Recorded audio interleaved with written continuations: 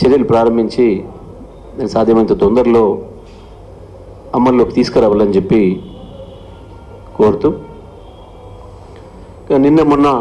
నిన్న ఇవాళ శాసనసభలో జరుగుతున్న ఈ దుశ్శాసన పర్వం, దుర్యోధనులు దుశ్శాసనులు తయారైనరు శాసనసభలో దురదృష్టవశాత్తు. వాస్తవానికి నిన్న శాసనసభ చూసిన ప్రతి ఒక్కరికి ఆశ్చర్యం కలుగుతుంది. ప్రత్యేకించి నిన్న ఇద్దరు కూడా సబితక్క కావచ్చు, సునీతక్క కావచ్చు, ఒక మాట కూడా మాట్లాడలేదు. వారి నోటి నుంచి ఒక మాట కూడా వెళ్ళలేదు. కనీసం ఏదో మాట్లాడదామో అని స్పీకర్ గారిని సమయం కూడా అడగలేదు. నేను అప్రోప్రియేషన్ బిల్లు మీద మాట్లాడే అవకాశం మా పార్టీ నుంచి కేటీఆర్ గారికి వచ్చింది. వారు మాత్రమే మాట్లాడినరు. మధ్యలో ముఖ్యమంత్రి గారు వచ్చి ఓ పనికి మళ్ళీ చెత్త మాటలు మాట్లాడిండ్రు. దానికి సరిపోయిన పద్ధతుల్లో కేటీఆర్ గారు సమాధానం ఇచ్చిండ్రు. కేటీఆర్ గారు మాట్లాడుతున్న సందర్భంలో కూడా వెనుక కూర్చున్న సబితక్క కావచ్చు, సునీతక్క కావచ్చు, ఒక మాట ఏదో ప్రాంప్టింగో వారికి ఇంకేదో అందించుడు కూడా జరగలేదు. అసలు వారు నోరెత్తరలేదు. చాలా ఆశ్చర్యంగా కేటీఆర్ గారు సమయం అయిపోయింది, వేరే వాళ్ళకి ఇస్తున్నాడు స్పీకర్ గారు. ఆ సమయంలో లేచి అకస్మాత్తుగా ఒక దుర్మార్గులు ఎవరైనా హత్య చేయాలనుకునే వాళ్ళు ఎట్లయితే చీకట్లో నుంచి వచ్చి దాడి చేస్తారో, దారిగాసి ఎట్లయితే దాడి చేస్తారో, ఆ పద్ధతుల్లో నిన్న మొన్న రాష్ట్రంలో జరుగుతున్న సంఘటనలకి నిన్న రాష్ట్ర అసెంబ్లీలో రేవంత్ రెడ్డి చేసే సంఘటనకి ఏం తేడా లేదు. అంత దుర్మార్గంగా వాళ్ళపైన దాడి చేసిండు. సార్ చేసిండు. కొన్నిసార్లు మనుషులు తొందరపడతారు, పొరపాటు జరుగుతాయి, పొరపాటు సరి చేసుకుంటాడేమో అనుకున్నాం. డిప్యూటీ సీఎం గారు లేచి చాలా ఆశ్చర్యంగా,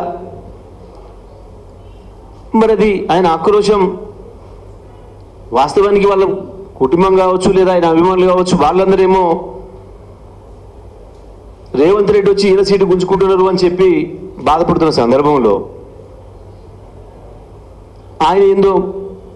ఆయన వెళ్ళిపోయిందట ఎప్పుడో. దానికి కారణం మీరు అని చెప్పి మాట్లాడి తన యొక్క చేతగాంతనాన్ని, రేవంత్ రెడ్డిని అనలేని చేతగాంతనాన్ని బయట పెట్టుకున్నాడు. వాస్తవానికి ఆయన లేచినప్పుడు మేము కొంత ఊరట వస్తుంది అని భావించినాం. ఆయన రేవంత్ కంటే పెద్దవాడు కదా, సీనియర్ కదా, ఏదైనా పాసిఫై చేయడానికి, ఊరడింపు చేయడానికి ఏమైనా మాట్లాడుతుండేమని భావించినాం. కానీ అదేందో ఆశ్చర్యంగా ఆయన కూడా ముఖ్యమంత్రి పద్ధతిలో మాట్లాడిండు. ఆ తర్వాత నిన్నటి నుంచి ఈ రోజు వరకు కూడా అదే పనిగా మొత్తం శాసనసభ్యులతోని దాడి చేయించే ప్రయత్నం చేస్తున్నారు. ఏంటిది కారణం? పాత పగలు కావు, పాత కక్షలు కావు. మొన్న శాసనసభ చర్చల్లో భాగంగానే పద్దుల మీద మాట్లాడుతూ రాత్రి 2 అయినా సరే 3 అయినా సరే ఈ రాష్ట్రంలో మహిళల పైన జరుగుతున్న అత్యాచారాల గురించి వాళ్ళకు అండగా, వాళ్ళకు ఊరటగా శాసనసభ దృష్టికి తీసుకురావాలని, వాళ్ళకు ఒక ధైర్యాన్ని ఇప్పియాలని చెప్పి సబితక్క ఏదైతే మాట్లాడిందో, ఏదైతే ప్రయత్నం చేసిందో అది కంటగింపుగా మారింది. వీళ్ళకు అది కంటగింపుగా మారింది. అందుకే అదును చూసి దాడి చేయాలన్న పద్ధతుల్లో ఒక దొంగల్లాగా, ఒక దుర్మార్గుల్లాగా ప్రవర్తించారు. వారు తన అభిప్రాయాన్ని చెప్పడానికి ఈ సమయం అడిగితే నిన్న నుంచి ఇంతవరకు సమయం ఇవ్వలే. నిన్న 2 గంటల సభ వాయిదా వేసుకొని పోయాను. ఇవాళ 5 గంటలు వరుసగా 4.5 గంటల పైగా 10 గంటల నుండి 2.5 గంటల వరకు ముగ్గురు ఆడపడుచులు, 3 అక్కలు, 3 తెలంగాణ బిడ్డలు వాళ్ళు ఎదురుగా నిలబడి ఉంటే కనీస సోయి లేదు, ఇంగిత జ్ఞానం లేదు. ఈ రాష్ట్ర మహిళలు చూస్తున్నారు అన్న సోయి లేదు.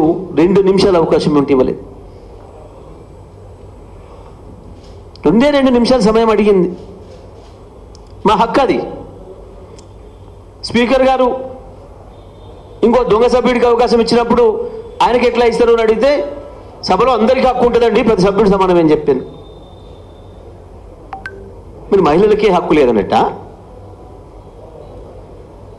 ఈ రాష్ట్ర శాసనసభలో కూడా మహిళలకు హక్కు ఉండదు, రక్షణ ఉండదన్నట్ట? రోజు 4 మానవంగాలు జరుగుతున్నాయి బయట. వాస్తవానికి వాటిల్లో కూడా అవి జరగడానికి ప్రధానమైన కారణం కూడా ముఖ్యమంత్రి గారి మాటలు, ముఖ్యమంత్రి గారి చేష్టలు. పోలీసులను స్వేచ్ఛగా పనిచేయనీయకుండా, దుర్మార్గుల్ని, దొంగల్ని కఠినంగా అంచివేసే అవకాశాలు లేకుండా పైరవీలు చేసి అటువంటి దొంగల్ని, రేపిస్టుల్ని కాపాడుతున్నారు. కాబట్టి ఈ ప్రభుత్వం రోజు రోజుకు రెచ్చిపోతున్నారు. నిన్న సమాచారం వస్తుంది, రాష్ట్ర మంత్రులు, ఎమ్మెల్యేలకు సంబంధించిన వాళ్ళే ఈ రేపుల్లో పాల్గొంటున్నారు చాలా చోట్ల అని. వాళ్ళని కాపాడే ప్రయత్నం చేస్తున్నారు వీళ్ళు. అందుకనే పోలీసుల మనోస్థైర్యం దెబ్బతింటుంది. నేరస్తుల్ని అణిచివేసేదానికి పోలీసులు వెనుకంజ వేయాల్సి వస్తుంది, నేరస్తులను అరెస్ట్ చేయడానికి వెనుకంజ వేయాల్సి వస్తుంది అన్నమాట. ఈ విషయాలన్నింటినీ చాలా కూల్గా ప్రభుత్వాన్ని కళ్ళు తెరిపించే పద్ధతుల్లో సబితక్క శాసనసభలో ప్రజెంట్ చేసింది. ఇది అసలు కారణం, అంత మించి ఏమీ లేదు. తను ఒక్కరోజు కూడా తన రాజకీయ జీవితంలో ఒకరిని వ్యక్తిగతంగా విమర్శ చేయలే. ఈ శాసనసభలో మనం అందరం చూసినాం, ఒక అక్షరం కూడా హార్ష్గా మాట్లాడలే, వ్యక్తిగత విమర్శలు చేయలే. తను మొన్న రాత్రి మధ్యరాత్రి మాట్లాడినా ఒక్క మాట కూడా, ఒక్క పదం కూడా తూలలే. నేను విమర్శ చేస్తలేను, ప్రభుత్వం దృష్టి తీసుకొస్తున్నా, మహిళలకు రక్షణ కల్పించండి అని మాత్రమే అడిగింది ఒక మహిళగా. చివరికి ఈ రాష్ట్ర మహిళలకు అండగా నిలబడడానికి సబితక్క సునీతక్క చేసిన ప్రయత్నం వాళ్ళ మీదే దాడికి వచ్చింది.